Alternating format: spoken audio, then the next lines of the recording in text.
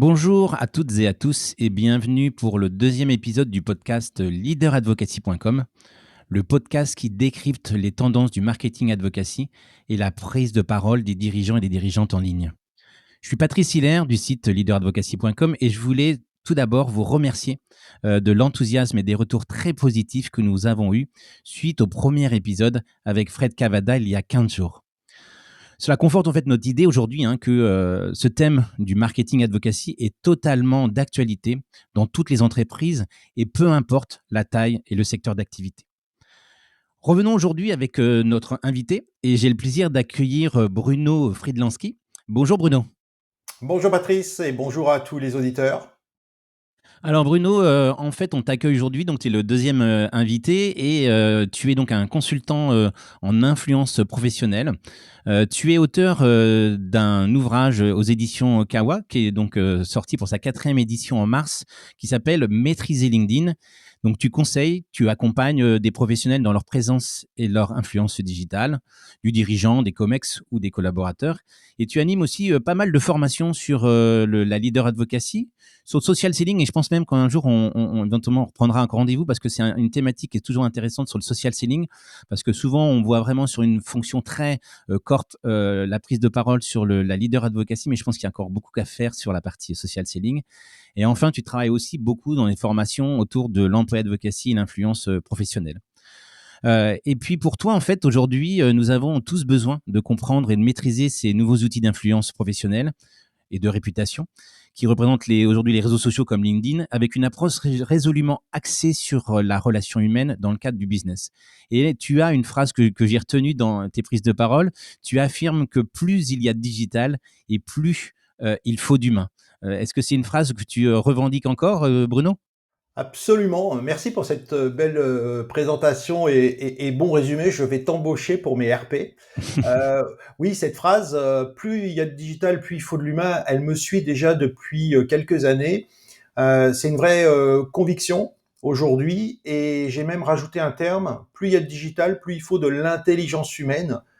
J'ai envie de dire, je l'ai rajouté par rapport à cette folie IA générative, chat GPT, qui va, paraît-il, nous remplacer. Alors je pense qu'on en est encore très loin, mais il nous remplace déjà quand même pas mal et mal pour certains dans leur utilisation pour écrire des publications LinkedIn, sur LinkedIn, même pour écrire des commentaires. Et là, je pense qu'on pourra peut-être en parler, mais ça peut poser un problème je dirais, de faire fonctionner notre cerveau et de déléguer son fonctionnement à un autre réseau de neurones, mais plutôt artificiel. Effectivement, c'est des choses qui. On en a parlé un petit peu avec Fred Cavada sur l'intelligence artificielle, mais c'est aussi peut-être des choses qu'on évoquera dans un prochain podcast sur aujourd'hui l'intégration de ces intelligences artificielles dans la manière même d'appréhender et de prendre la parole sur les réseaux sociaux. Mais Bruno, ça fait donc 10 ans que je te suis maintenant, donc on est un peu des vieux de la vieille sur les réseaux sociaux. Est-ce qu'aujourd'hui tu peux nous dire, parce que ça a quand même beaucoup évolué ces réseaux sociaux, quel est ton réseau social préféré? Oh bah, sans surprise, hein, ça va être LinkedIn. Non seulement c'est mon réseau social préféré, mais c'est quasiment le seul que j'utilise réellement. D'accord. J'ai testé tous les réseaux presque parce que c'était besoin de savoir et de comprendre. Mais aujourd'hui, j'ai fermé mon compte Facebook. J'ai un résidu d'utilisation d'Instagram et j'ai X, anciennement Twitter, qui me permet juste d'être je dirais, en conversation avec les services après-vente des entreprises quand j'ai un problème. D'accord, une utilisation un peu particulière de Twitter. Euh, donc là, on est forcément aujourd'hui sur un podcast qui gère en fait toute la partie leader advocacy. Pour toi, aujourd'hui, est-ce que tu as une définition que tu pourrais partager avec nous autour de cette thématique de la leader advocacy?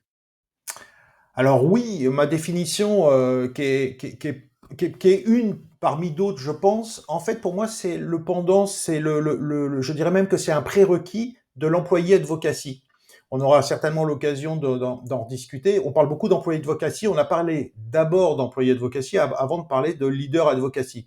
Pour moi, c'était une erreur.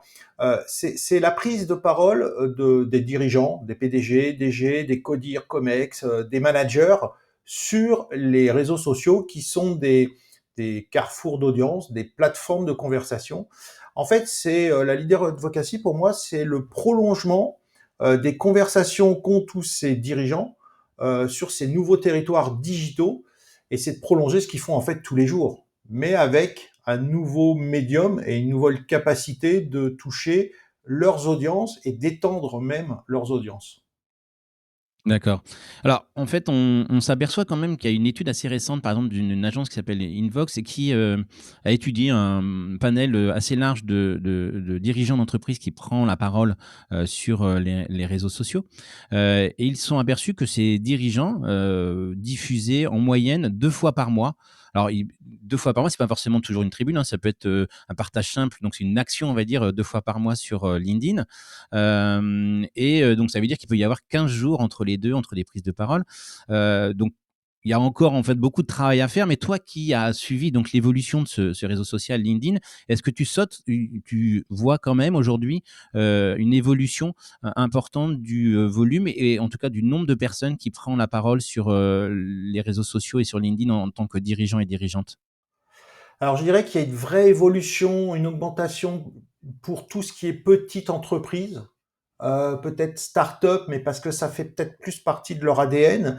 Pour tout ce qui est grand groupe, un peu moins. Il y a des PDG qui prennent la parole, il y a des DG qui prennent la parole, mais le développement, il est lent. Je pense en fait qu'ils n'ont pas encore compris que ça fait partie de leur job d'utiliser ce canal de communication et de conversation avec leurs audiences.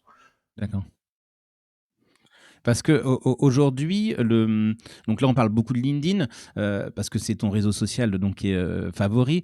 Mais est-ce que pour toi aujourd'hui, pour, justement un dirigeant ou, une personne dirigeante dans une entreprise, il y a quand même des réseaux sociaux qui sont incontournables, à ne pas manquer, en tout cas en termes de présence en ligne, pour, ces personnes-là? Alors, il y a 2 choses, dans ta question, enfin, je vais prendre un peu un contre-pied. Est-ce qu'il y a des réseaux sociaux incontournables? J'ai presque envie de te dire, non. C'est-à-dire qu'un un leader, un patron d'entreprise peut développer son entreprise sans aller sur les réseaux sociaux. C'est pas une obligation indispensable. On a Mmh. existé sans les réseaux sociaux. Aujourd'hui, certes, ils existent, certes, ça donne des avantages, mais est-ce que c'est incontournable? C'est pas indispensable. OK. Ensuite, en fonction de son secteur d'activité, en fonction de son besoin, en fonction de l'audience qu'on veut toucher, bah, il y en a qui sont plus importants que d'autres. Alors LinkedIn est un petit peu à part parce que c'est le seul qui se revendique B2B. Mmh. Donc il n'y a pas d'équivalent. Tous les autres sont plutôt grand public avec des utilisations professionnelles. Je pense notamment à Twitter, enfin X maintenant, sur lesquels on a aussi bien du grand public que du professionnel. On voit les politiques, on voit les journalistes. C'est utilisé dans ce sens professionnel. Euh, et les PDG aussi pour prendre la parole, puisque à partir de ce moment-là, ils peuvent toucher donc et une audience politique, une audience journalistique, et donc avoir à atteindre les médias, si vous voulez, si tu veux. Euh, LinkedIn, lui, il est sur une sphère plutôt professionnelle. Donc, si on doit aller sur un domaine professionnel, bah, il y a que LinkedIn, donc il est incontournable, mais il est tout seul. Sur les autres, après, à chacun de prendre la main sur TikTok, sur Instagram, sur Snapchat, sur Facebook et sur d'autres dans d'autres pays ou sur des verticaux qui peuvent permettre de toucher son audience. La vraie question, c'est de se dire en quoi le réseau social est un outil de travail qui peut m'être utile pour atteindre les objectifs que je veux atteindre à titre individuel en tant que dirigeant et pour mon entreprise. Mmh. Alors nous, on constate aussi souvent qu'une des portes d'entrée de LinkedIn, c'est que souvent il est quand même très, très bien référencé, sur Google notamment, et que pour, des dirigeants qui n'ont pas forcément une activité ou une présence en ligne, très importante, LinkedIn est un bon conseil, avoir déjà un profil qui est bien paramétré, où les informations sont d'actualité pour que lorsqu'on recherche dans Google, le nom, prénom de cette personne, à minima, le compte LinkedIn vient, donner ces informations, importantes. Donc souvent aussi, il y a ce côté référencement naturel qu'on constate nous, pour des personnes qui ne sont pas non plus comme des grands PDG, par exemple, très présents, en tout cas, c'est un moyen simple dans Google d'avoir des éléments positifs qui remontent sur son référencement naturel.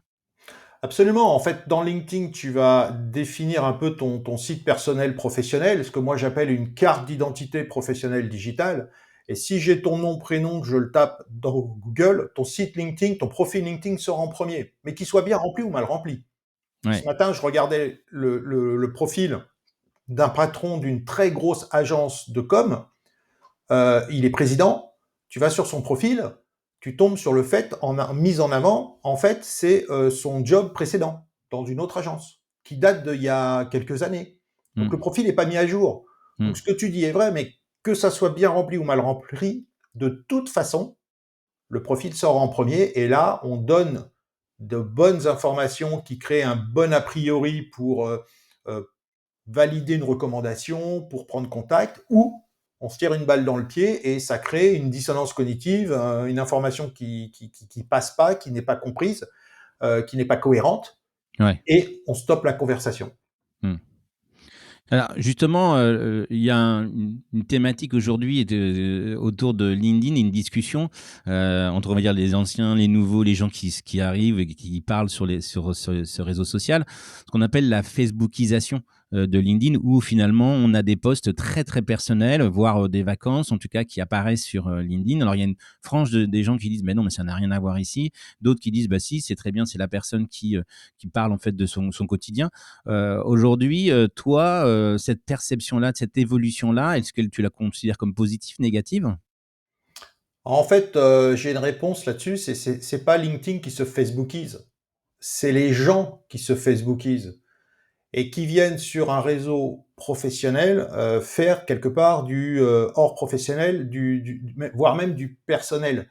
Alors effectivement, il peut y avoir deux visions, c'est-à-dire que on peut se dire, bah, LinkedIn, je vais mélanger le pro, le perso, je suis moi-même entre guillemets. Si on L'authenticité sur les réseaux sociaux n'existe pas, donc c'est une vaste fumisterie pour moi de parler d'authenticité, puisqu'on est toujours dans un rôle. Dans une entreprise, on est dans un rôle. Il y a des codes, on respecte et on vient pas avec une vraie authenticité. Il faut être aligné avec ses convictions, mais le côté authenticité, on pourrait en parler pendant des heures. Tu pourrais même faire une émission dessus. Mais le Excellente idée, côté, je le note, je le note. ouais, le côté Facebookisation, en fait, il est lié à deux choses pour moi. Le fait que Facebook ait un peu perdu son attrait et la période Covid. La période Covid, elle a quand même donc confiné toutes les personnes chez elles. Le seul moyen qu'on avait d'un point de vue professionnel de rester en contact, c'était LinkedIn. Et donc il y a eu une vague d'arrivée sur LinkedIn pour pouvoir continuer à avoir une activité professionnelle, à toucher les professionnels. Et en même temps, eh ben, on y a mis aussi des habitudes d'utilisation des autres réseaux sur ce réseau professionnel. Alors c'est effectivement, des gens se plaignent, mais en fait, euh, il y a deux visions. Pourquoi on n'aurait pas un réseau purement professionnel dans lequel on n'a que des conversations professionnelles, mais parce que on a besoin d'apprendre, on a besoin de se confronter avec nos pairs, on a besoin de discuter, mais sur des sujets qui sont nos sujets plutôt entre guillemets pro. Et puis le perso, on va l'exprimer ailleurs. Des gens dont je fais partie d'ailleurs ont le droit de se dire restreignons un espace sur le domaine professionnel et puis faisons le personnel ailleurs. Et puis il y en a d'autres qui vont se dire bah en fait on est un humain, c'est un individu qui a et son activité pro et son activité perso, les deux peuvent être mélangés et donc je suis sur cet espace et je fais euh, entre guillemets ce que je veux. Je m'exprime au titre perso et pro. Donc, il y aura toujours de toute façon, entre guillemets, ce que je vais appeler un peu des conflits de génération, mais des conflits d'utilisation d'un réseau. LinkedIn, pour moi, c'est aussi comme la Terre, comme la planète. C'est-à-dire qu'il y a des gens avec qui on est d'accord, pas d'accord. Il y a des choses qui nous intéressent, d'autres qui nous intéressent pas. On retrouve tout ce monde et tous ces sujets sur LinkedIn, à chacun d'aller reconstruire un peu son réseau d'intérêts, euh, Mhm.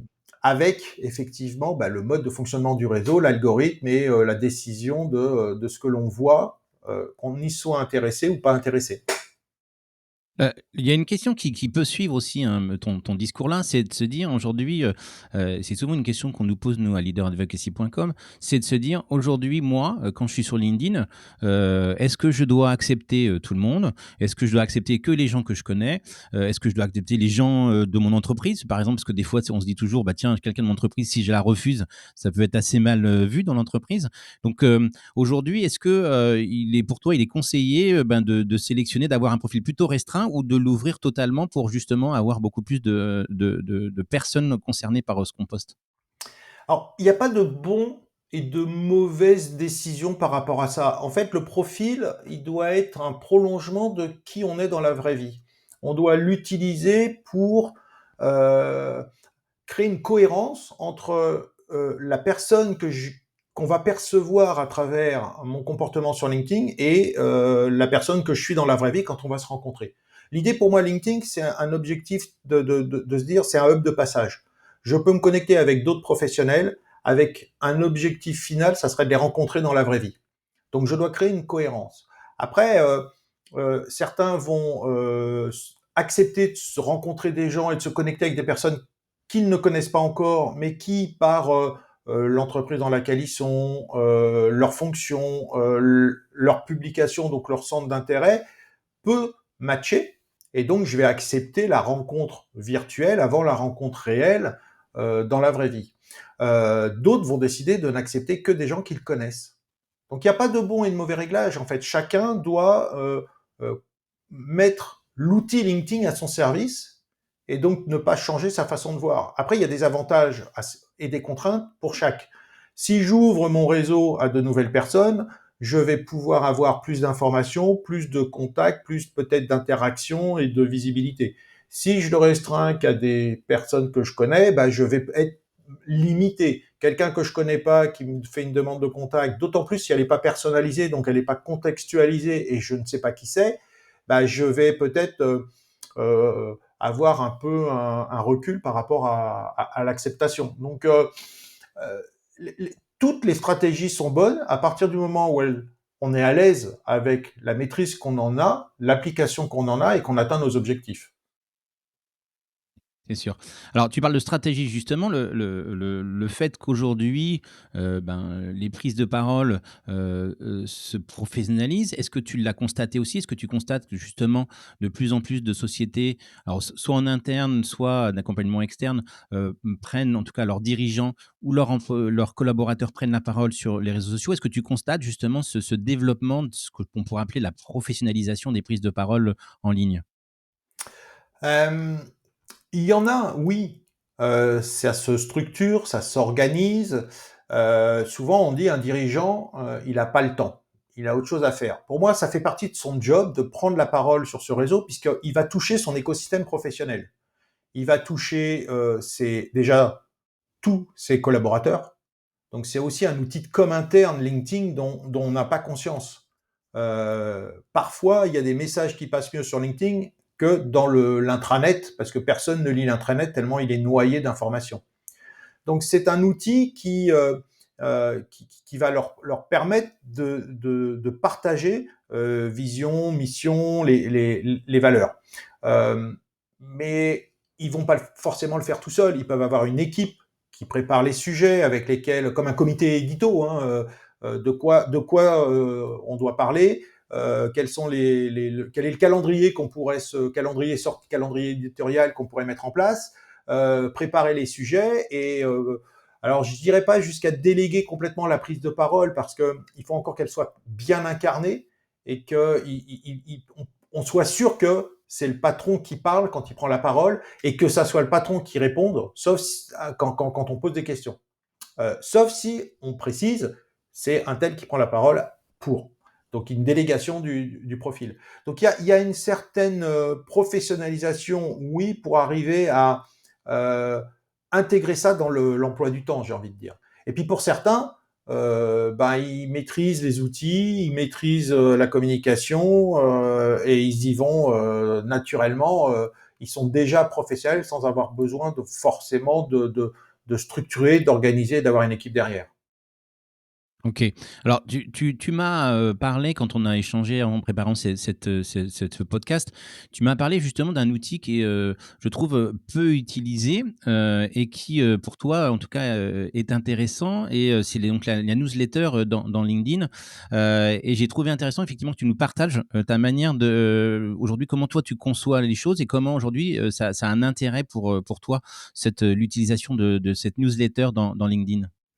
Alors la newsletter, ce qui est intéressant en plus, c'est qu'ils viennent de faire une modification de la fonctionnalité. Jusqu'à maintenant, on pouvait avoir une seule newsletter. Alors une newsletter, en fait, c'est quoi? C'est j'écris un article sur LinkedIn. Je peux tenir comme un blog au sein même de la plateforme LinkedIn. Donc je peux écrire un article et cet article après est diffusé par email à toutes les personnes qui sont abonnées. Et donc c'est cette notion de newsletter. Désormais, on peut en avoir 5.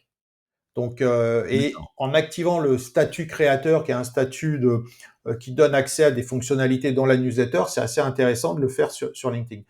Euh, L'avantage de la newsletter, c'est que euh, ça permet, quand on écrit, je pars du principe que c'est nous-mêmes qui écrivons, hein, de structurer sa pensée, d'organiser la façon dont on veut véhiculer un message d'un point de vue narratif linéaire par rapport à une discussion qu'on peut avoir là, ou en live en fait, où on peut réorganiser sa pensée par rapport aux interactions qu'on a avec l'audience.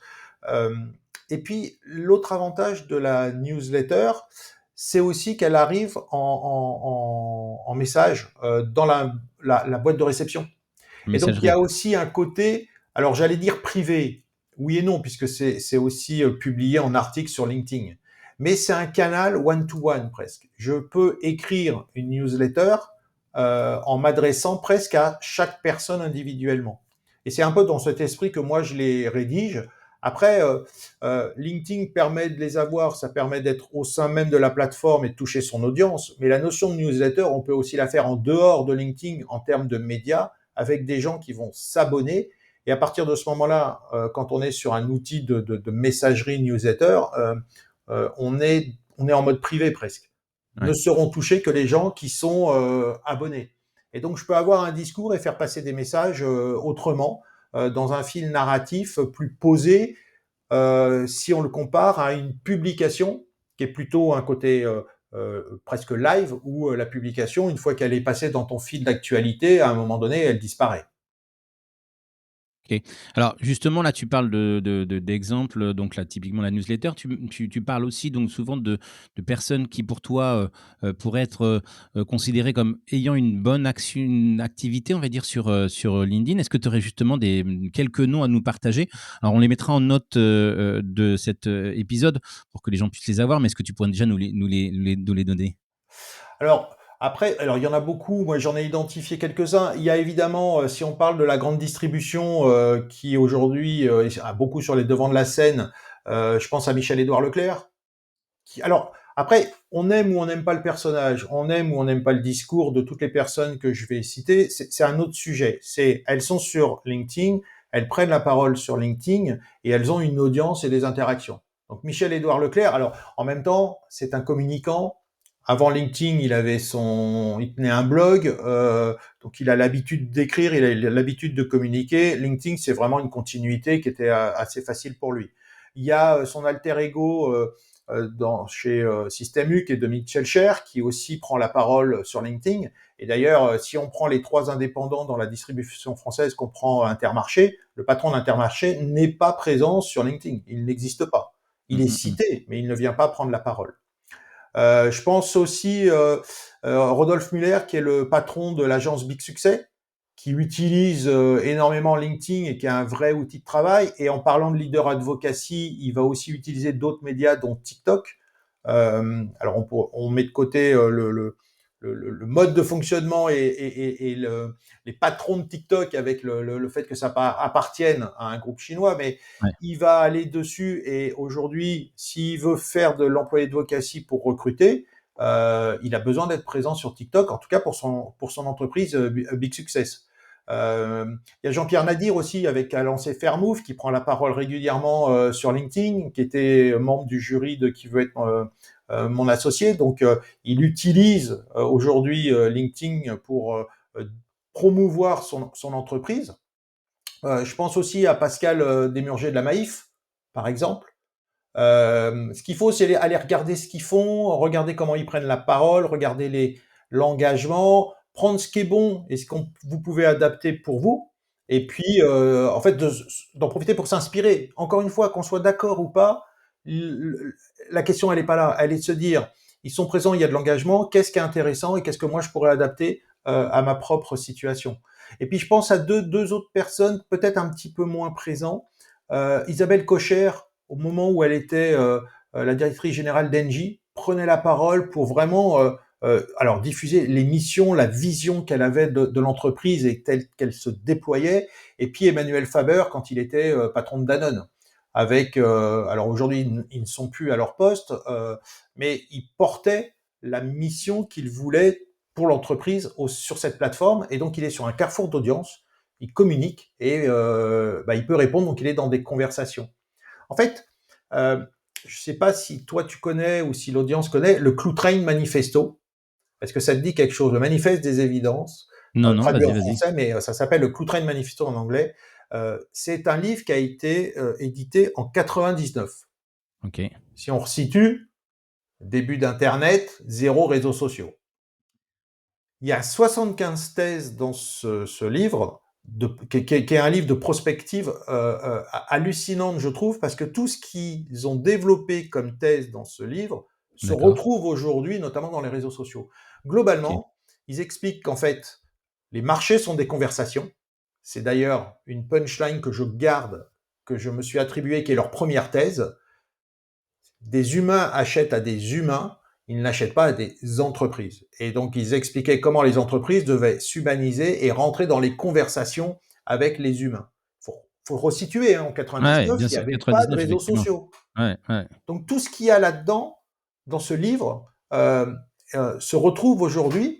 Et les marchés sont des conversations, c'est vrai. Un humain va acheter à un humain. Et c'est là où le profil LinkedIn est intéressant, que ça soit pour un dirigeant, pour un manager, pour un collaborateur, c'est que il va créer de la confiance. Et la création de confiance vis-à-vis d'un autre humain, c'est la base pour pouvoir développer des relations humaines professionnelles, développer du business dans ses grandes largeurs, hein. Vendre, faire des projets, recruter, participer à des actions. Ouais. Eh ben, écoute, c'est très intéressant. En tout cas, je vous mettrai aussi en note de l'épisode donc les références sur ce fameux bouquin. On arrive au terme de cette émission et pour essayer de synthétiser un petit peu toutes les discussions, pour toi, aujourd'hui, quels seraient les grands éléments à retenir pour être présent et développer cette visibilité sur LinkedIn? Et ben, c'est de commencer à se poser les bonnes questions. Alors ma vision que j'ai développée d'ailleurs dans mon livre, hein, dont tu as parlé dans l'introduction, Maîtriser LinkedIn, en fait, c'est de dire LinkedIn, c'est plus un réseau social, c'est pas un réseau social. C'est un outil de travail. C'est un outil de travail qui permet de se connecter avec d'autres professionnels et pour faire ce qu'on fait tous les jours dans la vraie vie. Donc, avant d'aller sur LinkedIn, j'ai envie de dire, faut se poser les bonnes questions. C'est quels sont mes objectifs professionnels à moi en tant qu'individu avec les objectifs de l'entreprise. Mon métier, ma fonction, le secteur d'activité dans lequel je suis, les sujets qui m'intéressent professionnellement. En posant ces objectifs, je vais pouvoir définir les sujets que je vais devoir traiter pour atteindre mes objectifs. Donc, quels sont les sujets d'expertise, les sujets sur la mission, sur tout ce qui va me permettre de prendre la parole pour être identifié sur ce que j'ai à apporter à mon audience et ce qui me permet d'atteindre mes objectifs professionnels. Ça veut dire que je vais pouvoir définir une ligne éditoriale. Parce que dès qu'on prend la parole et qu'on touche une audience, on devient un média. On est une marque média humaine. Et donc, on a une ligne éditoriale. Cette ligne éditoriale, on va la décliner sur LinkedIn à deux niveaux. Sur son profil, donc renseigner toutes les rubriques à notre disposition en ayant des images, du texte, un discours qui permet de créer cette confiance sur les sujets que j'ai à traiter, qui me permet d'atteindre mes objectifs. Et donc le côté un peu statique, je suis présent. Et pour exister sur LinkedIn, il faut prendre la parole. Il faut être dans cette conversation. C'est une plateforme de conversation, LinkedIn. Et donc, c'est les commentaires, les publications que je vais faire, les repartages que je vais faire, les partages d'informations que je vais capter sur Internet ou dans les médias, avec mon argumentaire que je vais pouvoir faire. Et donc, c'est toute l'expression en fait de ma ligne éditoriale qui fait que je vais pouvoir développer une visibilité sur LinkedIn utile, parce qu'il ne faut pas oublier qu'il y a trois choses qui sont prises en compte. C'est mon profil, mes contenus, c'est ma prise de parole. Et quand je fais ça, je m'adresse à mon audience, à mon réseau, les gens avec qui je suis connecté. Et donc, je dois aussi avoir un réseau qui est cohérent par rapport à mes sujets pour qu'ils interagissent dessus. Et d'ailleurs, si je veux reboucler avec une question que tu m'as posée, qui j'accepte dans mon carnet d'adresses, c'est intéressant d'accepter des personnes qui sont plutôt actives sur LinkedIn pour que lorsque je vais publier, elles interagissent dessus pour que je développe des conversations et donc de la visibilité.